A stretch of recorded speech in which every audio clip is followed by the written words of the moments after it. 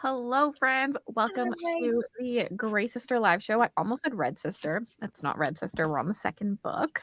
And if you're in the playback, like watching us back, let me know in the comments below if you read this and what you rated it and what your favorite character is. We're going to go around and I am going to make everyone introduce themselves because why not? I'm flipping you off in my head. I know. And You always complain about this yourself. Yes. it's evil when I can do it on my own channel. Okay, you're going to introduce yourself. Tell us what you rated the first book to refresh everyone. Tell us what you rated the second book.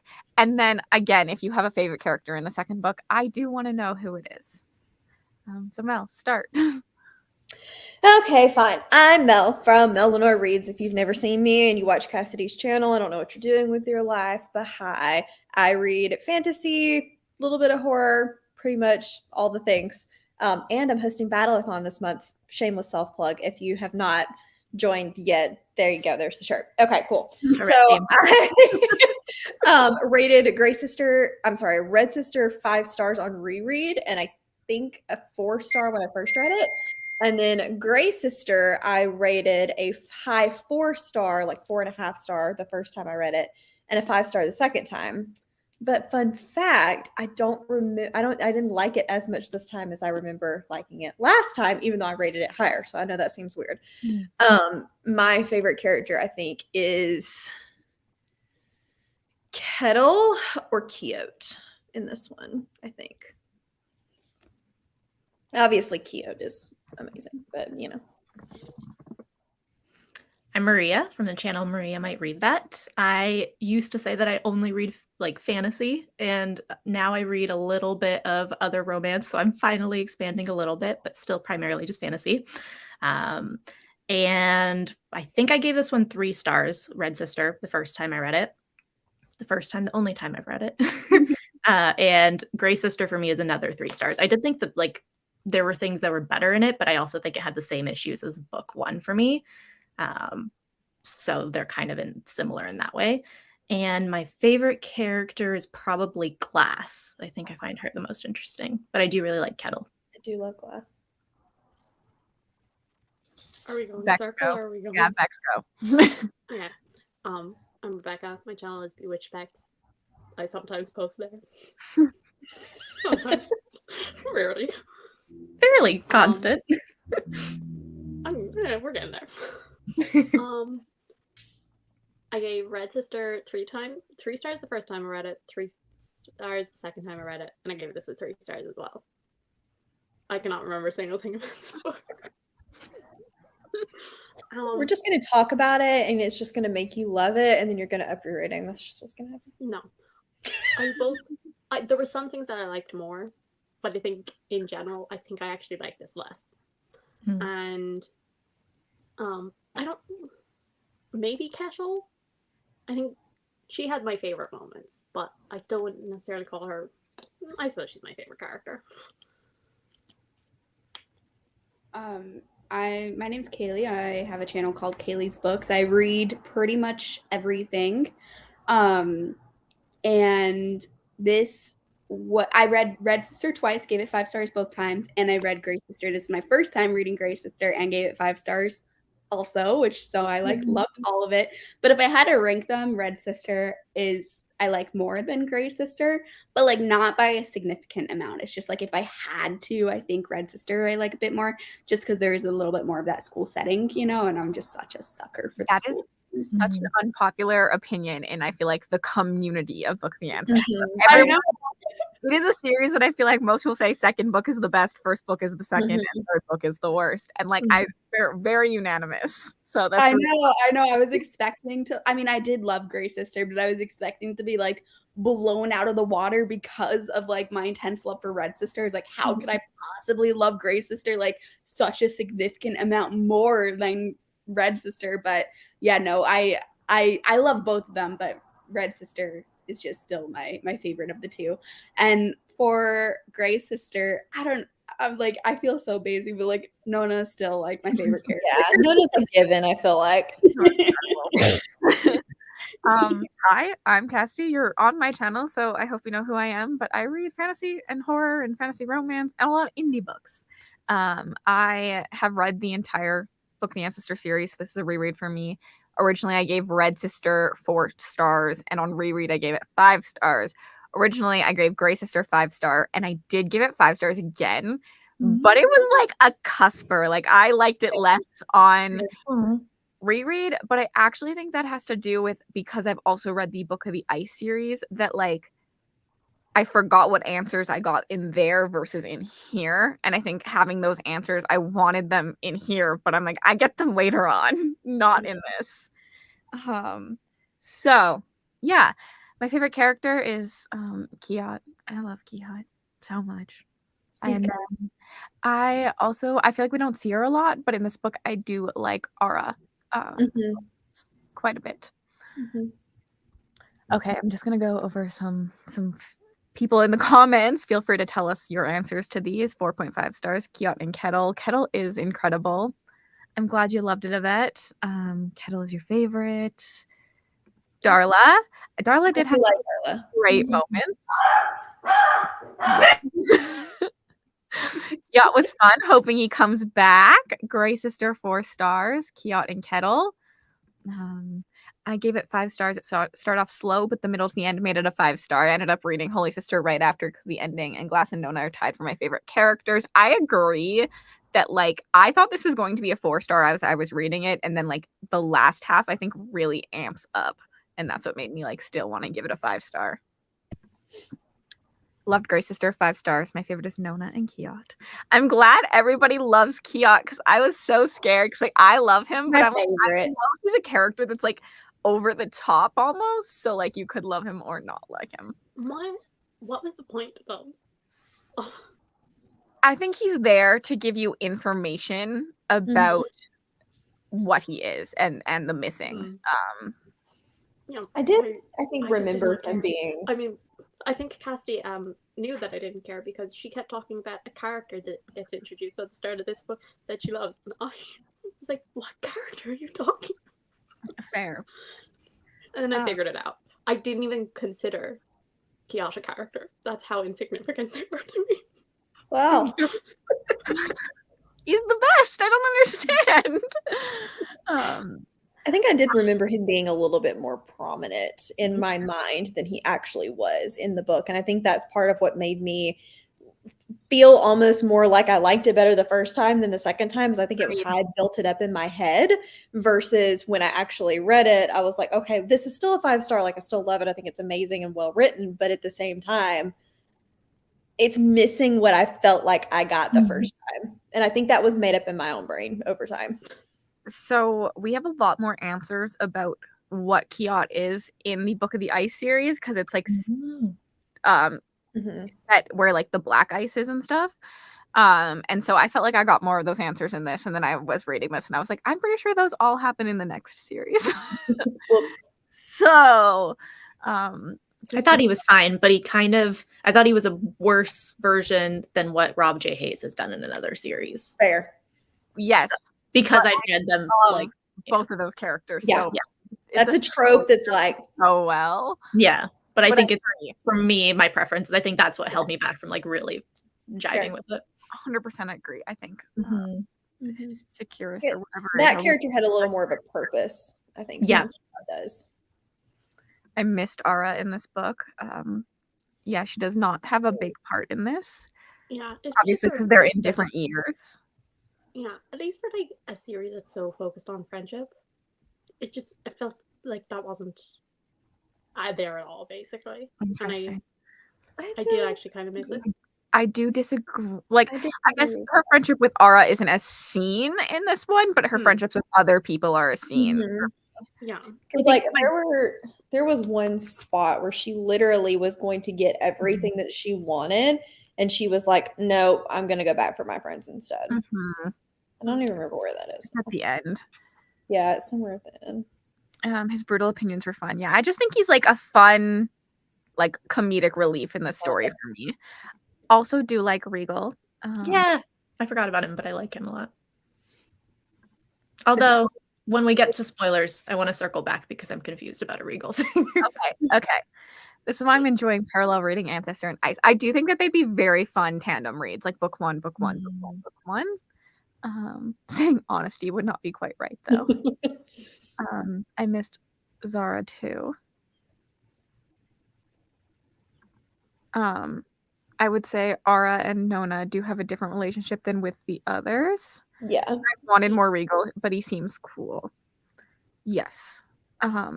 Okay. Do we have any other non-spoiler thoughts? I do like to have like a good little section of non-spoiler. So if anyone has some non-spoiler to let me know, go. Yeah, kind of going off of Beck's, what she was saying about friendship. I feel like it's weird because the biggest theme of this series is obviously friendship, and we do see it in like Nona's choices. It like drives everything she does.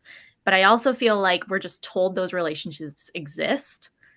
Like there's a moment with another character in the series, and I won't say who, just for like, I guess, keeping it really spoiler free, but there's a moment where that character literally, it's like, why are you gonna do this? And the character's response is like, because she's my friend. But we don't see that, and then we don't see the lengths to which she would go to. Like I felt like I was missing the like in between build up to get to that. Especially in this book, he's going a lot on just, oh, I told you in book one, and I'm like, did you? Like some of But them, in I'm book like, one, yeah, the you same definitely thing told me happened. this, but others, Like, I'm like, did you? Those friendships Or were you the like, same. yeah. Yeah, so like I think I see it build. I know exactly what scene you're talking about. That's like one of my favorite lines of the entire book because I just was like, yes. I liked it, but I do also actually was like like, I didn't like it. It doesn't. I don't feel it. If that makes sense. For me, it's the fact that Nona is just so loyal and friendship wise, and she treats the people that she does like, including that character, like she tries to interact with her every once in a while enough, and then that character has never also had a friend before. So like these small moments that I've seen throughout the book that they're very tiny get you to this moment where she's like, she's my friend, and I was just like dying inside at that. But like I don't miss those thoughts, but I could see why you miss them.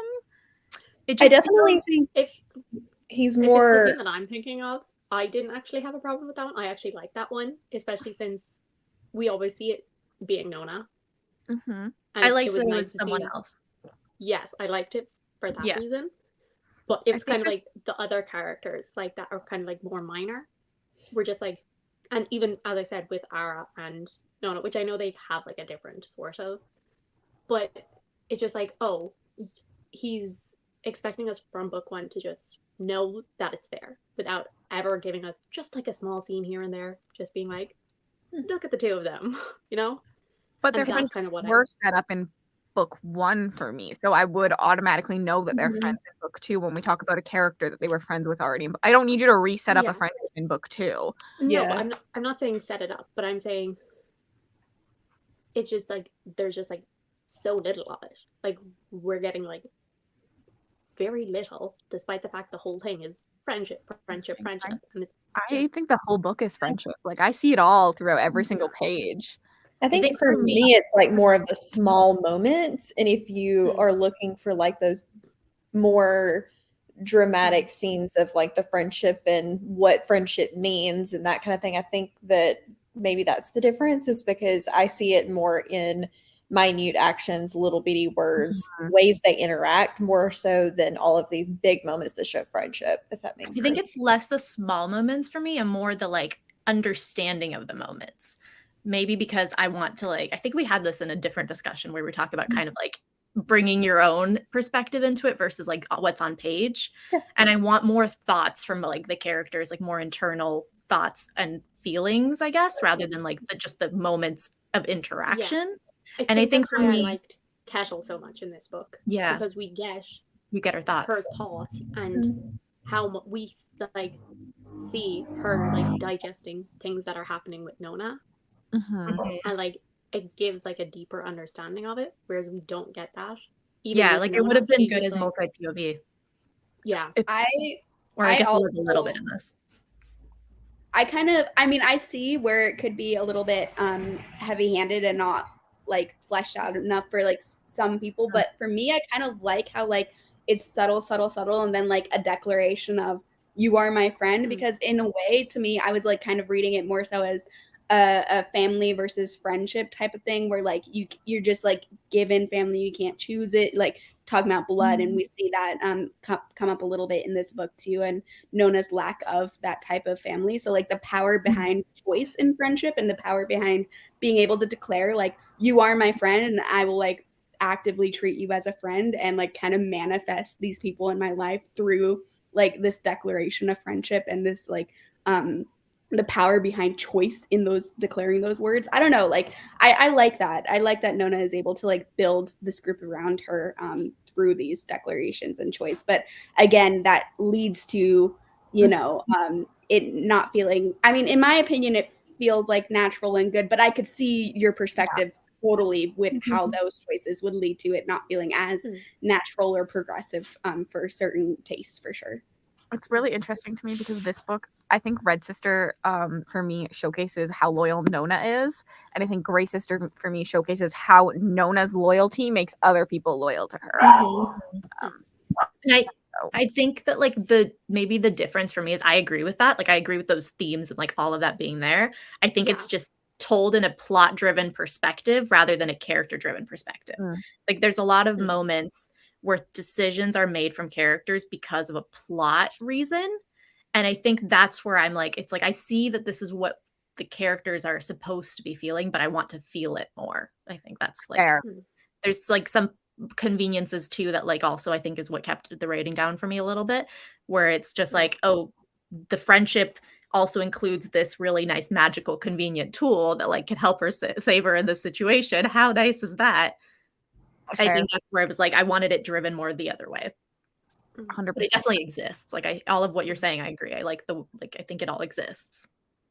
I also like the subtlety of friendship in the series. I didn't think I would when I started Red Sister, but I've decided that I like it. I love that. Like, I've decided. I'm glad because I also like them. Yeah, I also think it was subtle. Okay. That was a really good discussion. Yeah, go ahead before we get into spoilers. Is it spoilery? No, it's not spoilery. Okay. No, I think also, okay, so to start this off, I'm not a visual person when I read. Like I can't imagine things in my head. Okay. But something that I do really like about Red Sister is like, despite the fact it had been 3 years since I read it the first time, when I put on that audiobook, I immediately knew exactly what was going to happen. And like, because I still remembered specific scenes. And I mean, as I said at the start of this live show, I can remember nothing from Gray Sister. I just, the descriptions and all of that, I don't think they're anywhere near as good as they were in Red Sister. I like, just like the one that I always remember, I mean, I remember like the battle at the end. And I also remember her like running along whatever, the blade path, whatever it is, like her doing that, like those scenes, like there's a specific few from like Red Sister that 3 years later I could still remember them. And like Gray Sister, nothing. Interesting. So that's cool. That's my last thing. I love that. Okay, anyone else before we get into spoilers? Anyone in the comments want to discuss something before we get into spoilers? Anything? I've been trying to really have non-spoiler parts of live shows because I hate when I go onto a live show and then they just like jump right into spoilers and you're like, okay, well, bye. But I think you don't say bye when spoilers start. I thought it was better paced, like as a general thought. I thought it had better pacing than book one.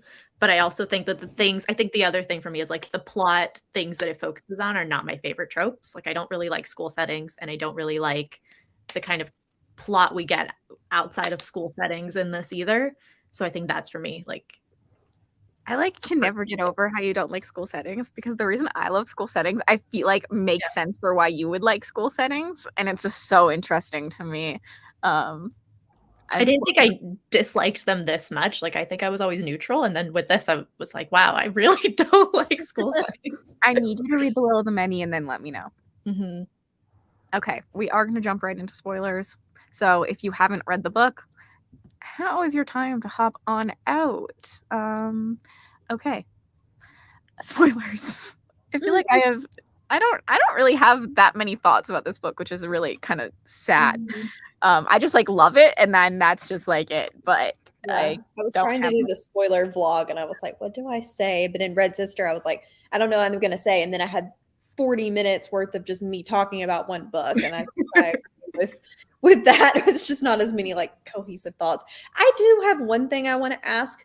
Did we get mention of the abbess's son dying or her even having a son in the first book? Because I missed that entirely. And then it was this huge plot point in this. And I'm like, I well, thought I was wait, let's introduced feel in this one. It's very brief. Okay. Is it in the first one? I don't remember in the first one, but I remember it early on in here and then being a later plot line again later. No, But I feel like if he definitely. died, because she said he was 8 years old when he died, there was a 3-year time jump between Red Sister and Gray Sister, and he would have been old enough to have kids of his own in this book. Why, if it was such a big sticking point that she's now called the Abbess instead of Mother, but they always still view her as Mother, and this big thing about shaping who she is, why in the world was that not in book 1? Well, because characters are not the focus, Mel. That's my point. Yeah, but well, definitely also was. Abyss Glass has way more of a POV and stuff in She this does. one. So like Mhm. her story made no sense to get in book 1 in my opinion. And 2, it's why she became a sister and left the church. So Yeah. And it ties in like I the just Inquisitor. feel like it would have been good to get at least a mention of that. Like the brief conversation about don't call me Mother, call me Abbess could have easily happened in the first book and just kind of mentioned it so that it didn't seem like such a huge, like almost plot hole Okay, to but I me. swear that it In was the mentioned second in book. book 1 somewhere. I may have missed it. It may have been. But That's you what I have kept to- saying. I was like, I may have No, missed it. everyone is saying, like, people are saying. I I'm don't like, think did it I was. make this up? I swear. I remember. I mean, it wasn't a big deal. It was just kind of like it Yeah. threw me off because it seemed like this big sticking point, and It it felt felt weird natural. not to have that in. It felt natural to me to be in this book, but it did feel like it was in this book because of the plot. Like that's the kind of the thing. And that's not a bad thing, but it's like Yeah. it was introduced because it ties back to her Inquisitor history and backstory. Yeah. And that's I the agree. I don't know, Yeah, like it definitely makes more how sense it to would be be here. interested in book 1. Like I don't think it would make sense because in this you're getting her POV so often. I don't know, it doesn't feel like a plot hole to me because it's well explained in this, in my opinion, and I don't think it was necessary for me to have in book 1. Like it wouldn't have changed my experience at all. It would have just been like a useless fact probably that I forgot in book 1. So for me it made sense in here, and I feel like there was like a build up to it within this book for me. Because early on it's mentioned that her son dies, and then we have like the mother moment where they called her mother because she was an older novice. Is the dog talking? Oh, what he's doing. At the beginning when she went to go get Nona?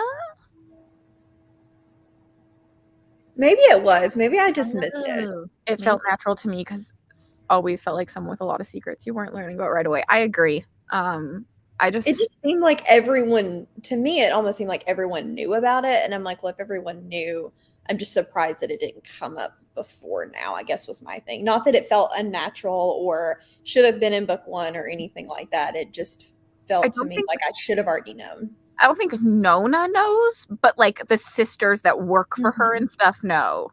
But like the like novices I don't think really know unless they like have heard. Like I could understand like maybe Ara knowing because she has like a royal, not royal, but political family where they would maybe tell you these things before you went to this school. But like no, there's no way Nona would know unless someone told her, and I didn't get the like thing that Nona knew she had a son. kind of on the same lines. Did anyone read the recap of book 1 in this book, which I really like when authors do that? But did anyone read the recap and like wonder if some of the things about the world building had been told in book 1? Because I was reading it and I was like, I don't remember some of these things. Like the focus moon either just went over my head or it was explained badly. Get it. Like, yeah. I get it. You just don't realize it until you've read 2. Uh-huh. It was so much better in the summary. Cassidy and I were both in the first live show, like, Yeah, I was like, are you gonna talk about some things? yep. Right. I was so confused by that. I was like, this is very helpful, but like I do not recall any of this. It's brief and it's definitely like a foreshadowing sentence. Okay. But yeah. I loved the summary starting with like, here's the summary so I don't have to have the characters recap things that they already know about. And I was like, that's so sassy. I love it. I like it.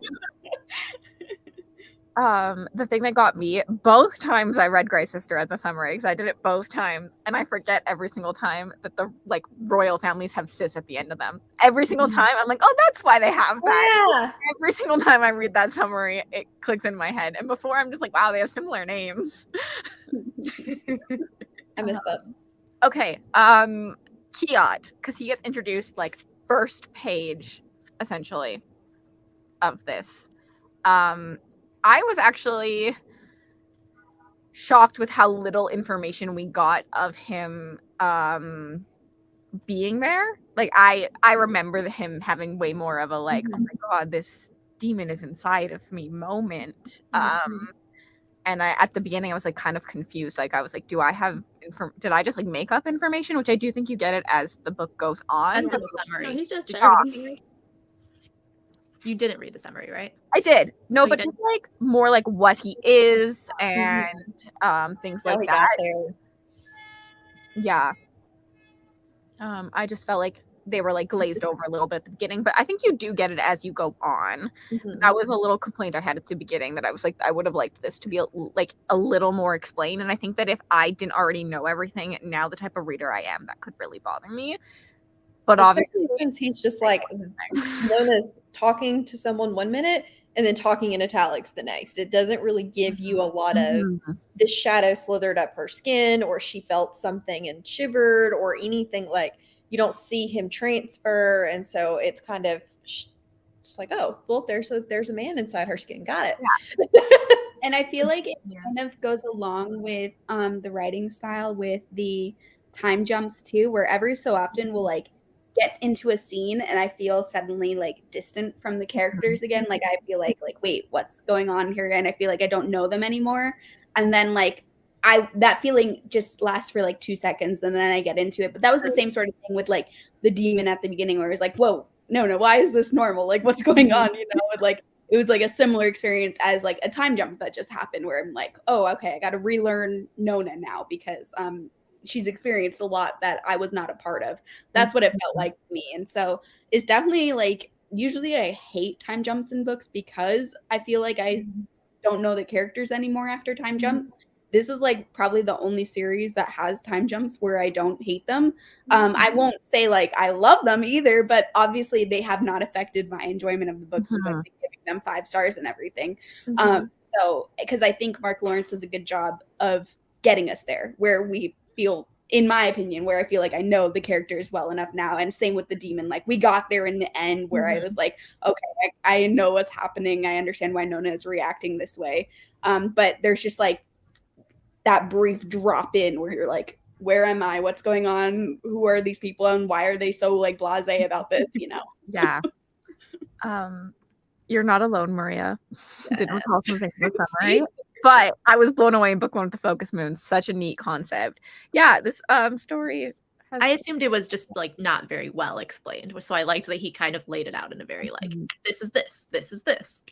But yeah. With Kiat, I think the only thing that threw me was that we have a point where Zol knows about it. So then I assumed everyone, like all her friends, knew about it. And then it turns out nobody else knows about it, including Kettle, up until like the second half of the book. So then how does Zol know about it? Zol says she knows demons because they have demons on the ice. Okay. But I think because of that, I assumed that like everyone knew about it and could see it in her somehow. And so then every time she was trying to hide it and was like scared about people rejecting her because of it, it took me a moment. Yeah, so like people can see like the mark on her if it's like not hidden. But Zol makes a mention that like demons live on the ice. She knows what a demon is, which the Book of the Ice is great. You know, speaking of Zol, I meant to say at the beginning, Zol is definitely like was my second favorite character in this book to read. I do like Zol. Yeah, she's just so, I don't know. I feel like she's going to be a very nuanced character that you didn't even realize was nuanced until you really get to know her. She's so like, she's just there. I think Zol is just there, but her moments for me really impact like the small like moments when they're like fighting and like they're trying to like better each other. Or the scene where she says, she's obviously the one we were talking about. I'm your friend, and I just like died. Like I was like, yes, Zol, you are her friend. Or in the week before that, we see when she lies for Nona. And like that's like the building of their friendship. And Zoe trying to say like, I too am your friend. No, I liked that. It was the whole I will now risk my life like to extremes that I was like, okay, that's a little bit. One thing that I loved from Zoe was when she makes the joke. Do you remember the joke? No. So they were talking about how to like capture the Noik wind, and Zoe and Kettle were trying to figure out how to get Nona out. And she said, Kettle was like, "How did you follow me without me noticing?" And Zoe goes, "Carefully. Do not feel too bad about it. I am the chosen one after all." Nona was like, "Man, we just got a Zoe joke." I just thought those types of moments to me, the teeny, teeny, tiny moments that you could easily miss, are what make the series for me. Yeah, and I can't remember exactly when it happened or like the context, but I think there is a section too where Nona was like, "Oh, like I just saw Zoe like smile or laugh for the first time. Like I've never seen that before." And I was like, "Oh, that's so cute! I love that so much." So Zoe and Nona remind me of like the shy girl in your class who doesn't want to talk to you, and Nona's like the non-shy girl who keeps trying to talk to you, and then eventually like warm up to her, and all of a sudden they're friends. That's what that reminds me of, and I love it so much. He strikes me as like a very practical character, though, like a very like not driven by her emotions in the opposite way of Nona. And I think that's where I wanted to understand her motivations a little bit more, because I think even like my understanding was like even a super strong friendship, her going after Nona would be a very practical thought, like it would be a very like, do you know what I'm saying? Like it would be very driven by like, I need her because we need to save the world together, or I need her because she's like, I don't know. I thought there would be some more thought involved. I definitely see what you're saying, but for me, I think it was just Nona's loyalty rubbing off on Zoe, being like, because that's what friendship is, right? Like at the end of the day, you want your friends to do literally anything for you if you would do anything for them. And I think that's like a moment for Zoe where like, this might not be the smartest move to make, but like, she's my friend, I'm gonna go after her. And I think the most practical person has those moments for like family. Especially with their upbringing too. They're not just like normal girls. They're like women that have been trained to fight, and so like it makes sense that their like expression of friendship is like extreme fighting, you know, abilities to and putting themselves in danger when they've been trained to put themselves in danger like their whole lives pretty much. Well, and I mean, like you said, trained to put themselves in danger, but they're also trained to be more impartial and have a like goal. They're not trained to have friends. So the fact that they can still overcome that and have that sistership and that friendship, I think is a good thing too. Especially when like Nona's got what she's always wanted. Like she's got these shit parts sitting there staring at her, and they hear something go off and she's like, well shit, this is just an object. I better go save my friends, and completely turns around from what she's always wanted to go save her friends. I think is a huge moment. I thought it was so heartbreaking when she realizes that she used the last of that like sticky thing, whatever it was, and she could have used it on Darla. That got me. That moment I was like, oh, because that felt like a decision that like I could see myself making, and then really, you know. Also going back to like the Zoe thing, I think there is a moment where Zoe's like, Kettle asks Zoe, why are you doing this? And she's like, can it be because I'm the chosen one and she's my shield? And obviously then we get the moment where she's like, cause she's my friend, but there is that practical where like they're supposed to be together technically. And they're like, I want to see more of it. Like I think it is all embedded in there, but as the type of reader I am, I think I want to spend more time existing in those moments. I don't think it's like not there for sure. When Zoe said you were my friend, I yelled. Yes, I like that we got more of Zoe. I think Kiat was meant to be confusing at first. I do think I understand Zoe more after reading Book of the Ice too. I'm being reminded how much I liked Zoe. I read the synopsis after the first book, got the focus stuff, but there was something I didn't. I love when Mark's science background peeks through in his writing. Me too. I know this. Yeah. And at the end, I kept thinking she's going to pop up to help, and she just shows up on the last page, and I was screaming. Literally, I've read this book, and I was like, where's Zoe? Where's Zoe? And I remember exactly when she popped up, but I still was like, this would be a great moment for Zoe to pop up.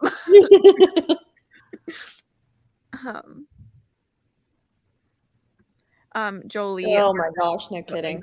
I wanted one of the adults of the convent to kick her out. She was just so mean. I think that Mark can write the like bratty characters really well, in my opinion. What was the point of her? Just be annoying? Was that the purpose of her? I mean, and also to Well- get Nona kicked out, but like, Well, she's part of the ruling families that are trying to steal the ship yeah, hearts. no, but still, So like that's She's like your so family ties and like what you've been taught growing up really showcases, I think, how like sometimes you can't break things, even though like you're now in a new convent where like you see Nona and her friends just become one big thing and follow the convent rules and like loyalty that way. You still see people who are supposed to give up those ties but not give up those ties. yeah, but we saw that with Clara I in the first also book. But we don't really, Like, why because do we- Clara's still loyal, and like that's why we get the scene with Clara. Mhm. Clara's not loyal to Ara, but she's still loyal to Nona. She still Yeah, thinks Nona's but your friend. listen, I love that she's- scene, and I know Maria probably hates it, and I'm I like, will Did say- ask our least favorite character, but it's her. I didn't care about Clara at all in the first book, and she did quite annoy me. But you know, in this book, I just had an appreciation of the fact that she was kind of just like, why should I help you? Like, I could just not. But then she did. But you know what? I just appreciated just, you know, she But was I- like, you guys know my character now. I'm not gonna try and I like hide that the she fact didn't that go with I them, could. too.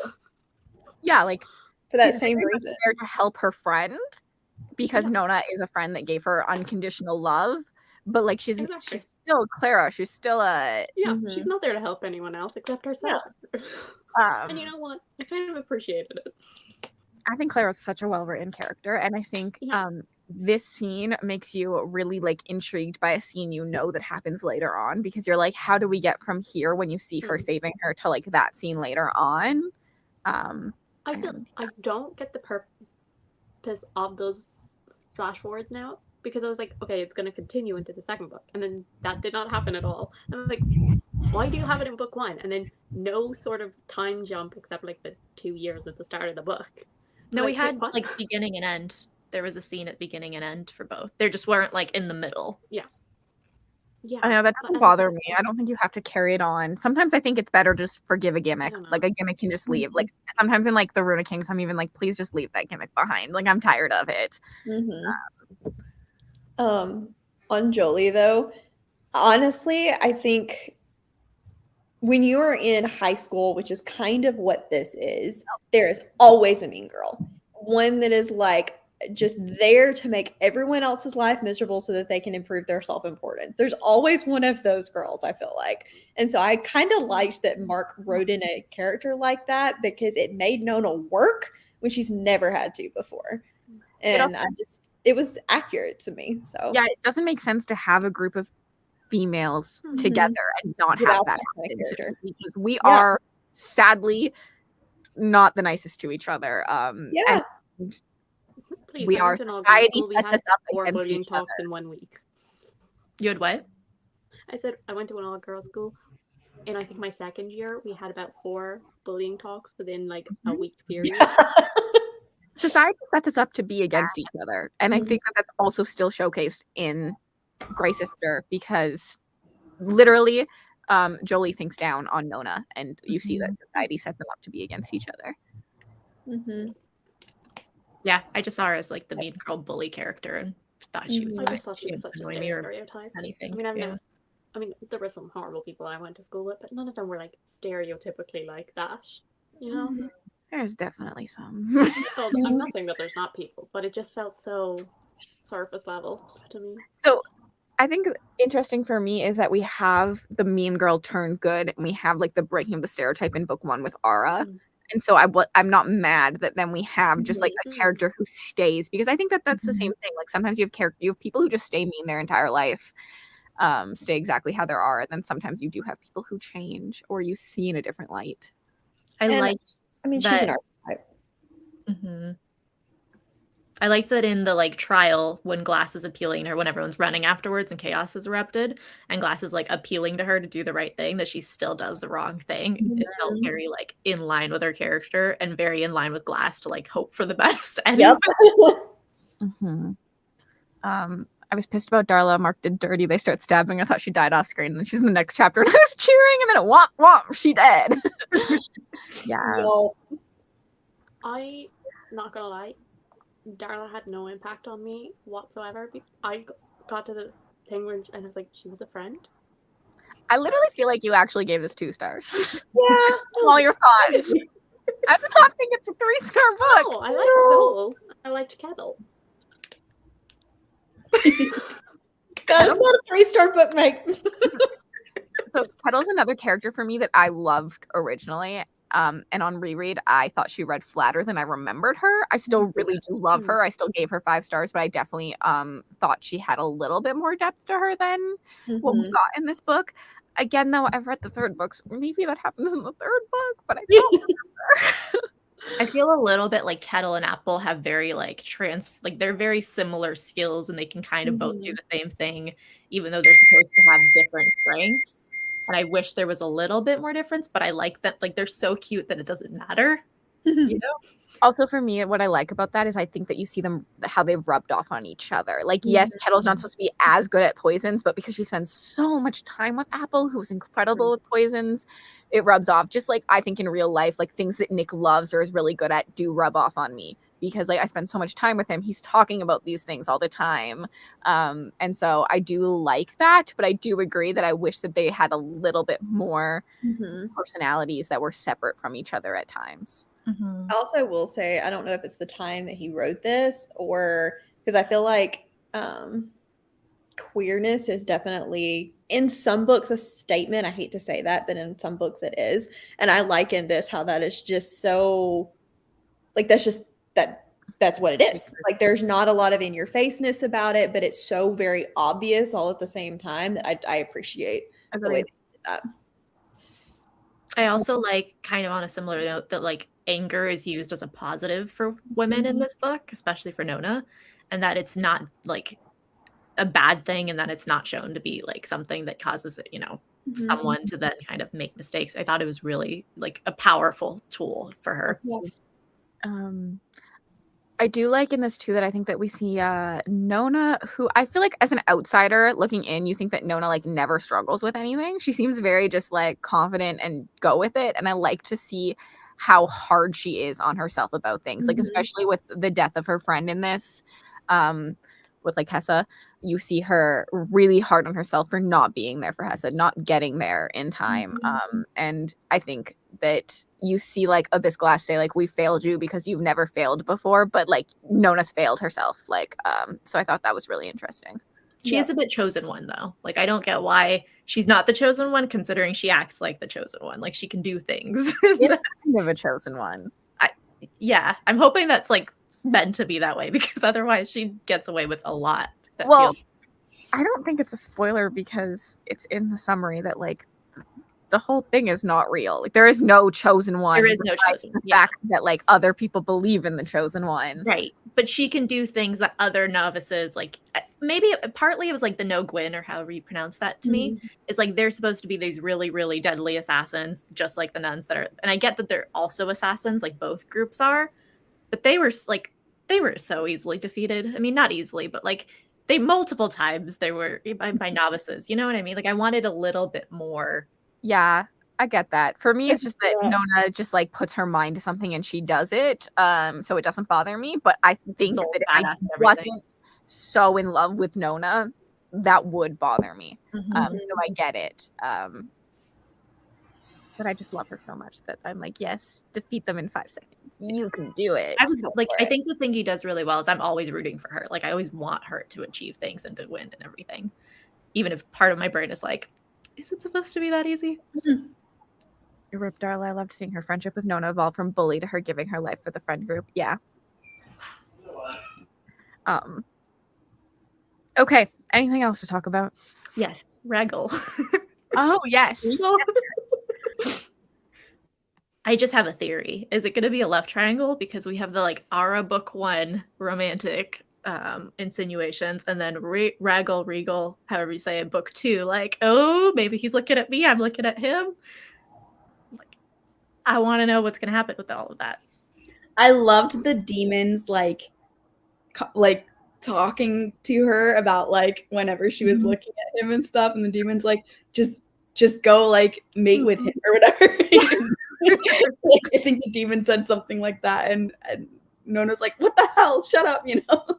I'm down for either relationship. I'm excited for either one. Like Grapple? Yeah, Thruple would be great. Yeah, they're all really cute. Okay. Yeah, I thought they were cute. I haven't read it because I skipped it, but I do think maybe, Maria, you should go read Bound, which is the novella that takes place between 2.5 and 3. Okay. I skipped it. I actually might be reading it this month just to You do skip it. all the novellas though, so like We did a short story. It's not a novella, I guess I should say. But okay, good to know. I kind of want to read it. I don't know why, because I usually skip novellas too. But there's also one On between Kindle. KU. I think I'm gonna. Is there only one thing between just Bound? Yeah, there's generally one between 1 and 2, and then one between 2 and 3. yes, I thought there was more than one novella.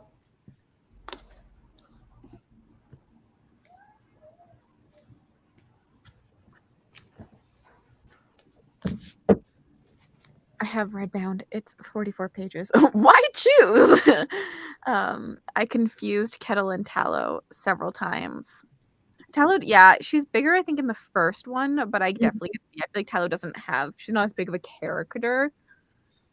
Is Tallow Blade? Yeah. Okay. Mhm.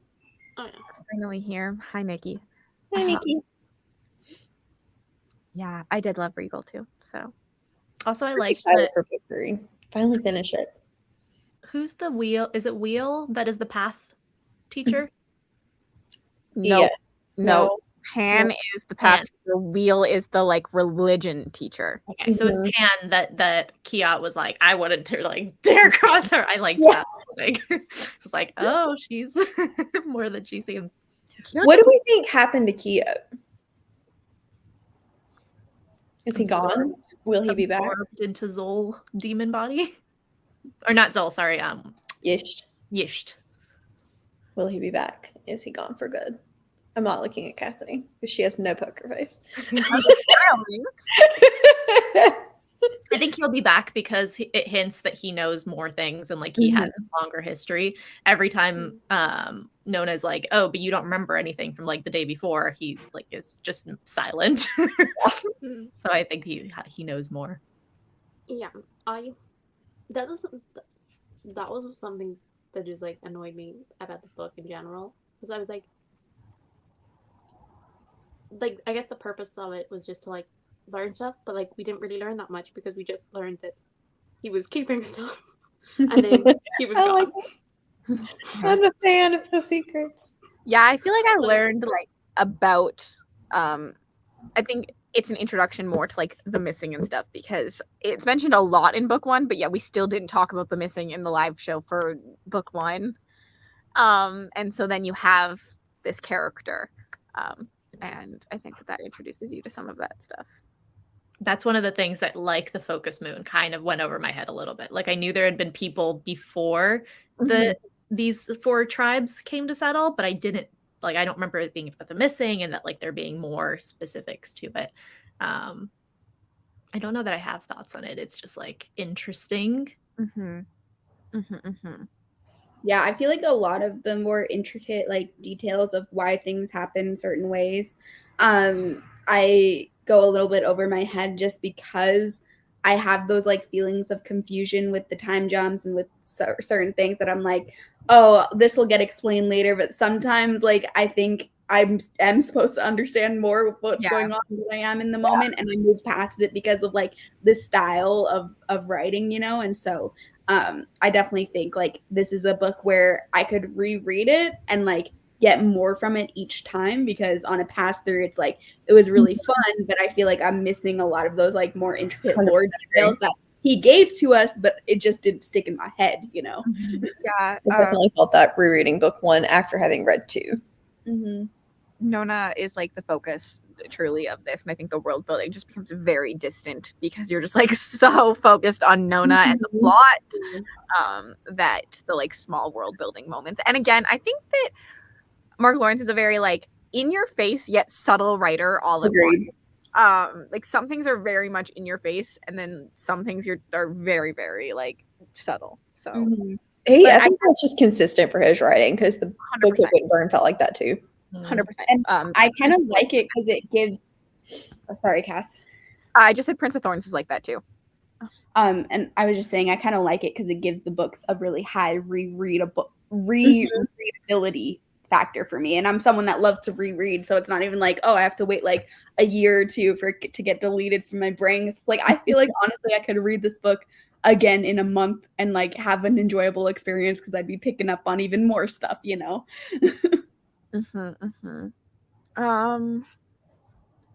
I just realized Nona didn't get her shadow back. I expected that to happen in the end. Next book, maybe. It took me a little while. I was even going to ask about it in the Discord to like understand why her shadow being gone meant she couldn't be the Sister of Discretion.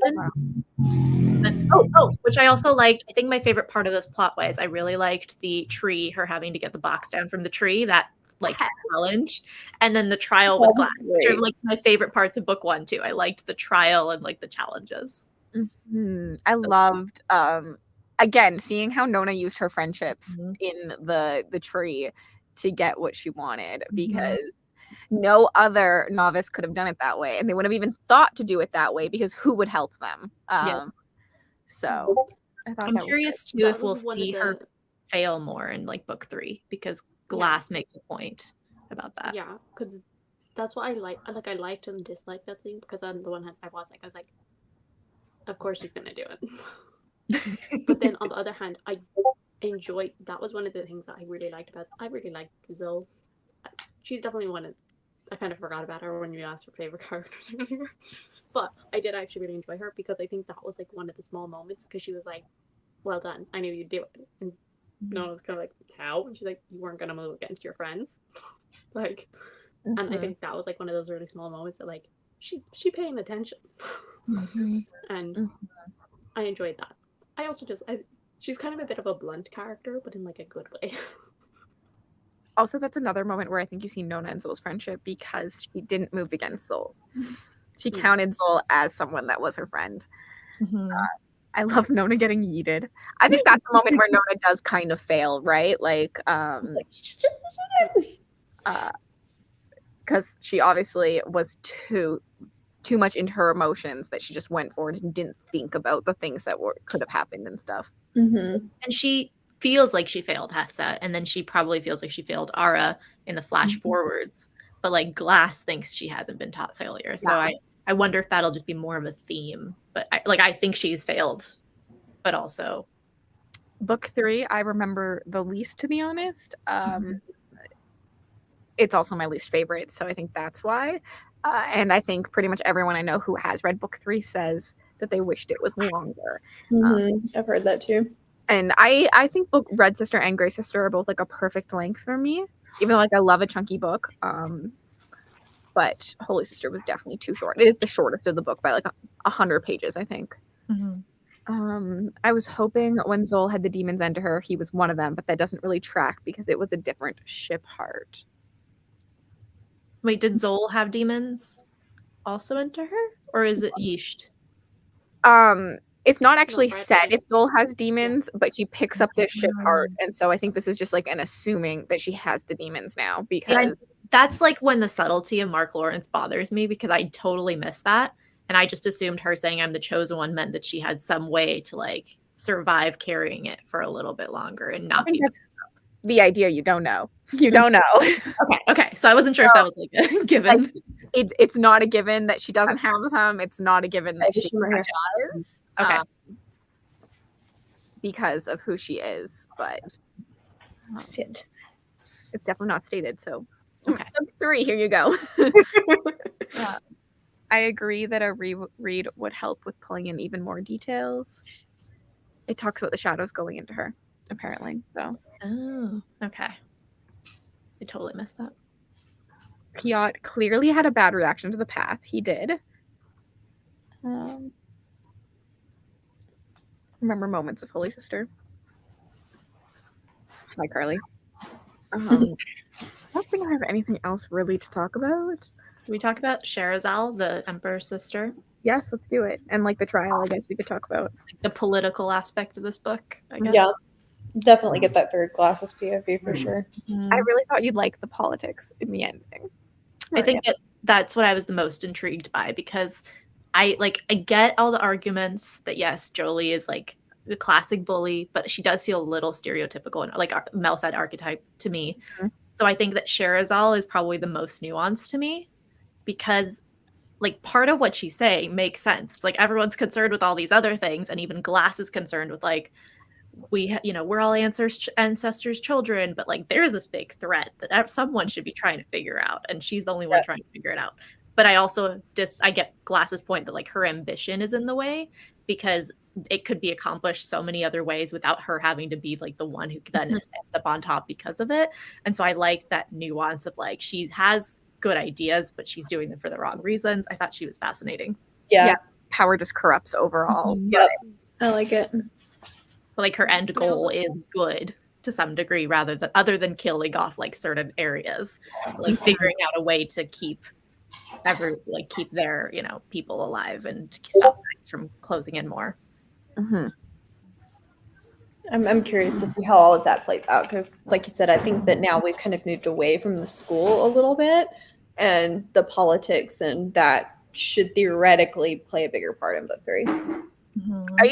If I remember correctly, there is another time jump. So, but also I thought that this happened in year 2, but it happens in year 3. So my time jumps were wrong. Do they go back to bother me in these in 3? For like the 3rd year? Well, they're in the 3rd year in this. Oh, they're in the 3rd year in this. Okay. 4th year. Whatever. I honestly can't tell you. I don't remember. Okay. Exactly. I remember the ending of Holy Sister really well, but I don't remember the beginning, which is the same in this one. I remember the ending. I remember exactly what happened in the latter half, but didn't remember the beginning. Same with Red Sister, in my opinion.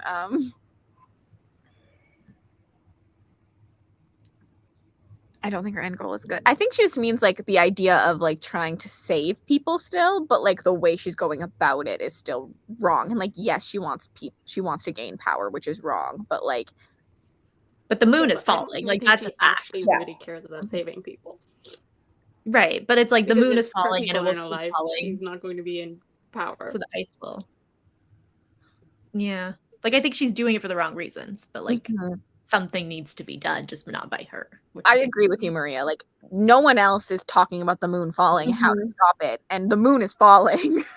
Exactly. They keep saying like it may be thousands of years before the moon falls, and so I think everyone else is just like immediate problem be problem, whereas others are like, well, kind of big global warming. If we ignore it, what's it going to look like in 10,000 years? Which I find interesting because that's like the opposite of what like Abbas Glass is being warned about, because like everyone else, they're so focused on the present that they're not thinking about the future. And I can't remember which of the sisters warns Glass that if you keep focusing on being ahead all the time, you're going to forget about right now, and someone's going to win. Yeah. And so I find it interesting that like she's like the opposite of like just the general population. But and also I did enjoy that we basically learned that she's like just like kind of the queen of BSing her way through things. I liked that you she learned that she does have like some kind of power. Like she does have the power of the threads, just not the way that we see. But she has some of that bloodline in her, which I thought was really interesting to see, just like how watered down bloodlines also can still work. Yep. Carly, go away. Go away. Come back later.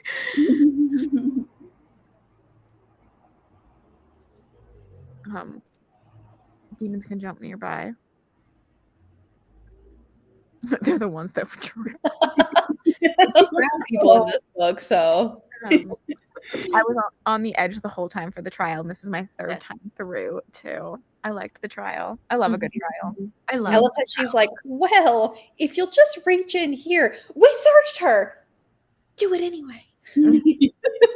If Mark Lawrence would write just like an entire book that's about trials, like we have some fantasy romance trials, I would read that. He's so good at it. I actually liked Peter too. Was that his name, the Inquisitor? Because he's just such an asshole. Yes. But every time he's like indignant when you dare cross him, and it's just one of those that you kind of want to go fuck. Yep. I like that it was like everything. He was like, I gathered all these people. I arrested you. That was like, I love that bamboozling moment. Like, that was such a fun time to read. I was just like smiling the whole time. You're like, oh my God, Mark Lawrence, I love you. This is amazing. So good. Those were like the 5-star moments for me in both books. I was so hooked. Also, Yvette, were you annoyed that Red Sister then is gray? Because they are opposite colors. And then Holy Sisters are random purple. It's like, Black is more. There's a little bit of purple, but It's still like it doesn't. It's very different than the previous two in color scheme. fair. True. Well, goodness. Wow, are you assuming I didn't read the book? Yes. Yes. Yes, we are actually. I'm here to discuss. Okay, anything else? I don't have anything else to say that like I'm going without like leaving people places, I think. So yeah. I think I'm good. I wonder if we'll get more POVs next book. Like I would like Zol plus Kiat's POV. I think that would be fun. Like Kiat and Zol would be fun. Kiat Inzol would be fun. It was very frustrating, the color scheme. I like it. I think that they all go really well together, in my opinion. They all match. All the UK covers are fairly grey in color.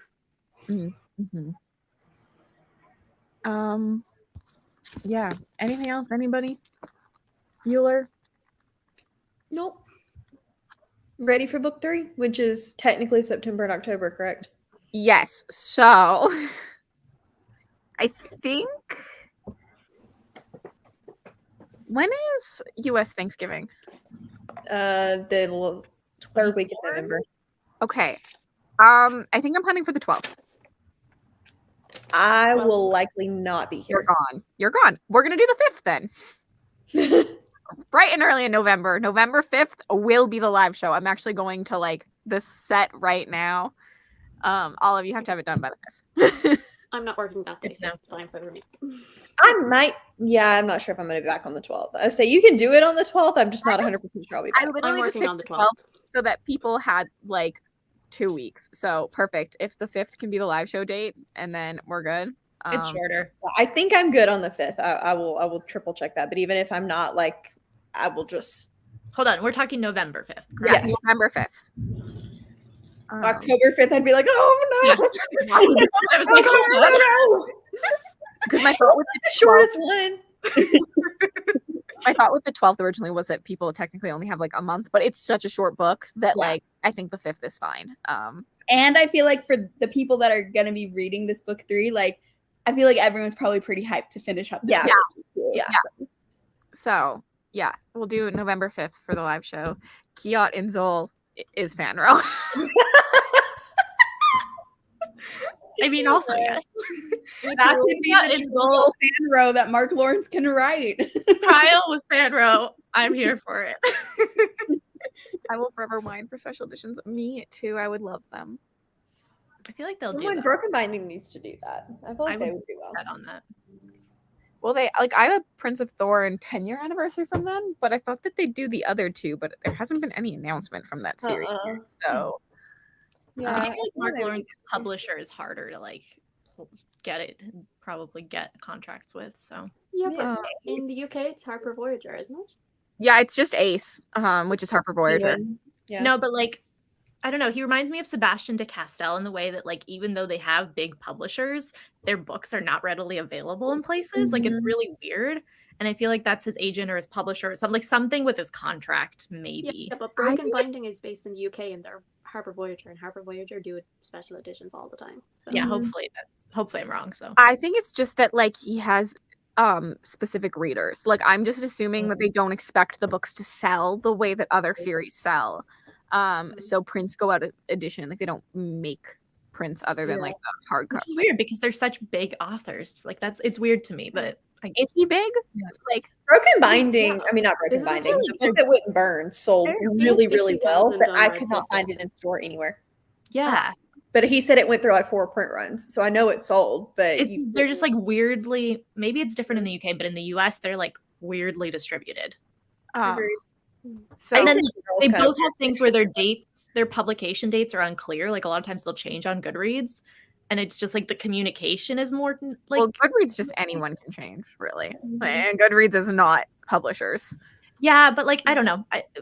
Even with like maybe it's more Sebastian de Castell, but I remember when I ordered books, like the bookstores would think they were coming out and they weren't. You know, like the communication reminds me of the same thing. Anyway. Yeah, the hardcovers just had like a 1-print run, really. He sells these. I think that's the difference. These you can get pretty much anywhere. But no one likes See, again, like in UK, they're just like normal size paperbacks. You say that, and then I ordered from the UK, and I still got trade paperbacks, not normal size. Really annoyed me. Like, I always go into the bookstores, and his books are there. Normal. Fair. I ordered online, but yeah, maybe it's a US thing. Yeah, I agree. I don't think he's I don't think of him as a big author. I love him, and I think people who love him like stan him. But like, no one talks about like the Red Queen's War trilogy. I feel like Grimdark 2 does not sell very well, so like Prince of Thorns isn't selling as often. Yeah, I mean, I checked on Goodreads, and Red Sister has 55,000, which I mean is a lot, but I thought it was like 100,000. This is his Just biggest on, like, series how for sure. some people like love him so much. Maybe just big in our circles. 100,000 for that series. Yeah. But, Good to know. He commented on my Red Sister post and I passed away. He could be watching us right now. Just saying. Could be. Subscribe to me. Special edition books. Yeah. So that's all. I think that's all we have to say. We'll see you November 5th. Also, because I have a live show date, I will be launching Backlist merch in a couple weeks. So keep your eyes out for that because I have a really cool design coming. And based on thoughts right now, Yes. is there interest Yes. in January picking up with the Book of the Ice series? Yes. 1,000% yes. I knew you were going with that. Yes. I'm going to wait for some comments to come through, but I think that is my plan currently for Backlist in the new year is to continue. Bex is like, Us. Although I think that they feel like different stories, like they connect, but they're different stories. So I would be interested. I want to read all of Mark Lawrence's Backlist, so anything that helps me prioritize that, I'm in. Solid. Love that. Mark Lawrence long.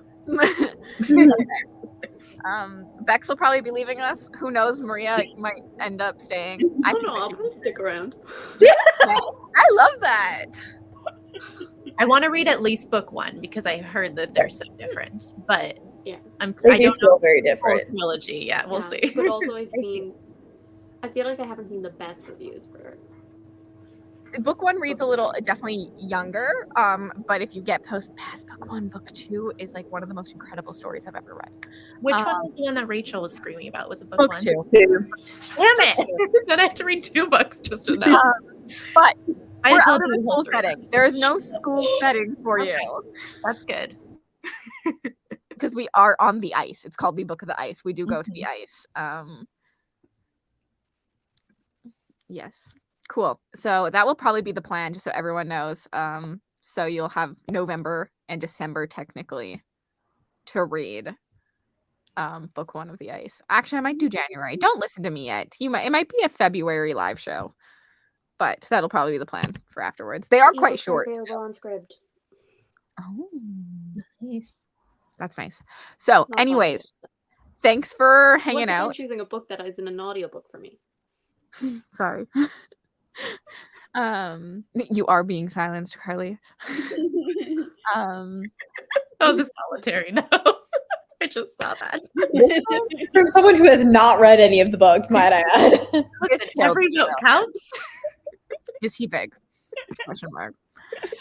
Thank you for that, Carly. Thank you. Thanks for hanging out. We will see you all in the next live show and probably around because you're all frequent regulars on all of our channels. If you don't subscribe to any of my incredible co-hosts, you definitely should. They're not linked down below, but I will do that. But yeah, have a great day, guys. Bye. Bye.